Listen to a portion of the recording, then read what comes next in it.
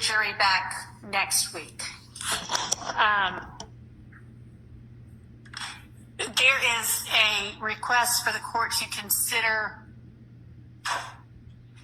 having a witness who is not Mr. Copeland be the next witness because of a scheduling matter for the attorney who was examining Mr. Copeland. Now, we have to redo at least part of Mr. Copeland's testimony anyway. I don't know if that's an issue to y'all. We're going to have to come up with whatever we're going to say with regard to, you may be hearing a lot of this again, and you're going to need to disregard what you heard before. We'll have to work on that, and y'all be thinking about that. That's y'all's homework. But is there objection to moving to another witness and coming back to Mr. Copeland? And if so, what is it? And then I'll consider whether I'm going to permit it or not.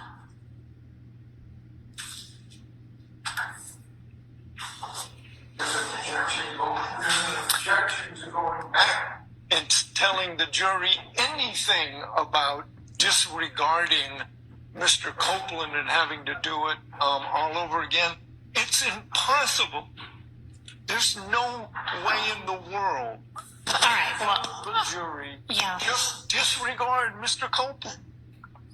Okay, but that's not what I was asking. I understand that you just think that is a total disaster and makes this trial one that needs to be a mistrial. I understand. But that aside, just with regard to scheduling, assuming we are going to go forward for the purposes of this discussion, and assuming that, I mean, y'all don't stipulate to everything he's already said and that we have to redo a part of his testimony, well, whether we do or not, we're going to have to continue his testimony.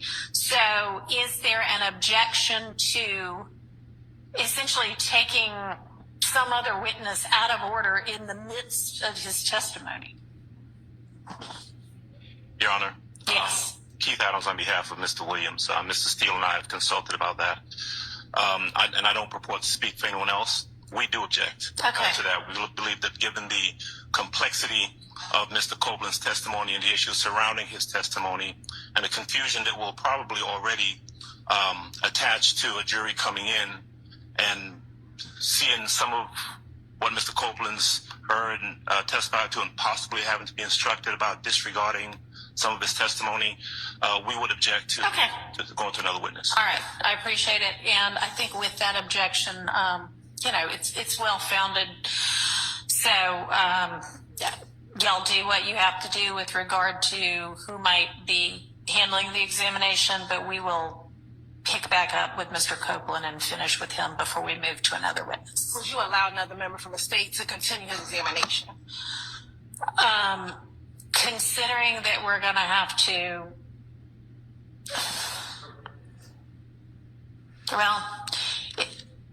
as I understand it, there are a couple of days of, and I don't know whether y'all got testimony out of him or not, or if it was just a discussion of whether he was going to plead the fifth or all of that. If there was there testimony from Mr. Copeland prior to the motion to recuse on the 12th? Yes, okay.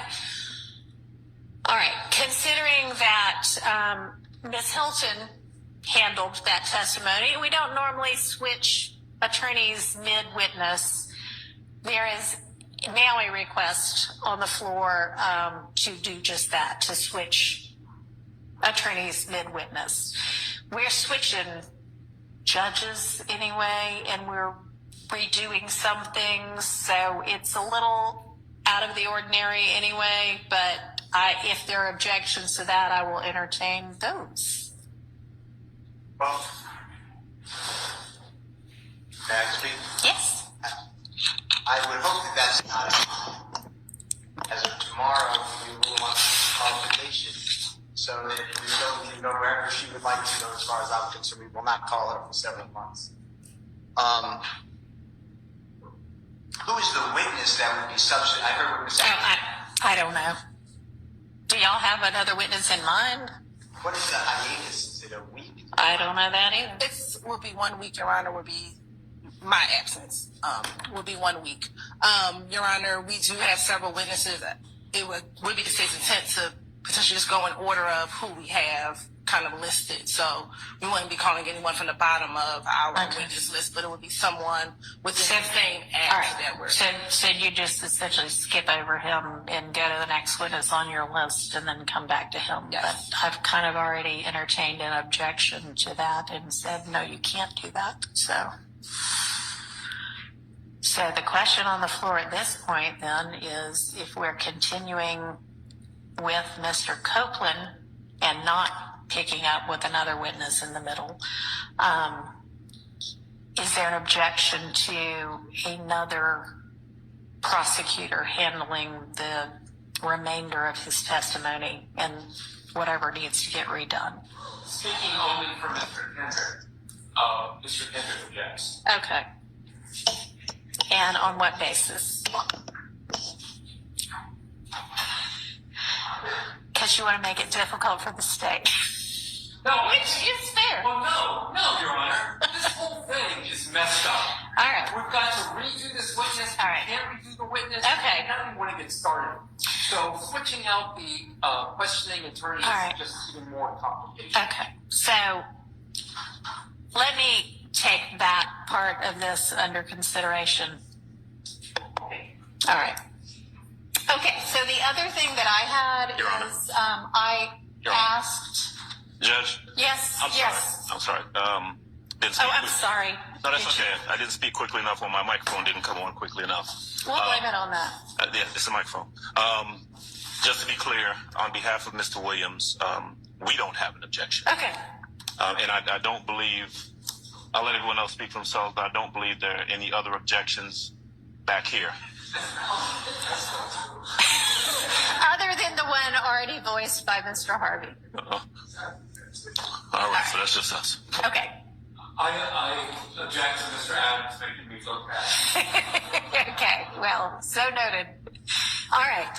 Well, I'll think about that one. Okay. So there had been Miss Love put on the record this morning that she had made the request for the Monday morning meeting. There was the June 10th meeting with Judge Glanville and Miss Bumpus and others at some point in the afternoon of the Friday the 7th, and I said I would get that ex parte because it did get taken down. And so I reached out to the court reporter who handled that, and she has given me a rough. Now this, and I'm going to share it with each of you.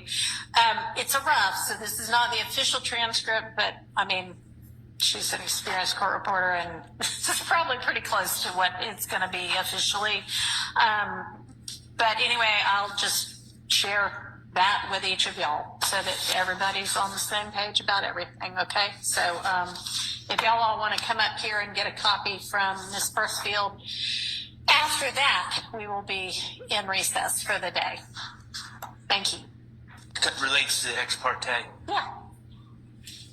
I could be wrong about this, but I'm asking my colleagues, and no one has the written motion for immunity for Mr. Copeland. Okay, I think that probably got filed ex parte, but is there any objection at this point in time in the defense having that as well? No, Your Honor, not Okay.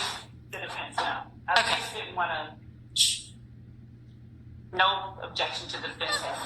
Okay, so I'll email y'all if that's okay, because I don't have hard copies of that available. A copy of that. Do y'all have the order? We have the- Okay, yeah, I'll make sure y'all have a copy of the motion. Okay. Third time's a charm. We're in recess.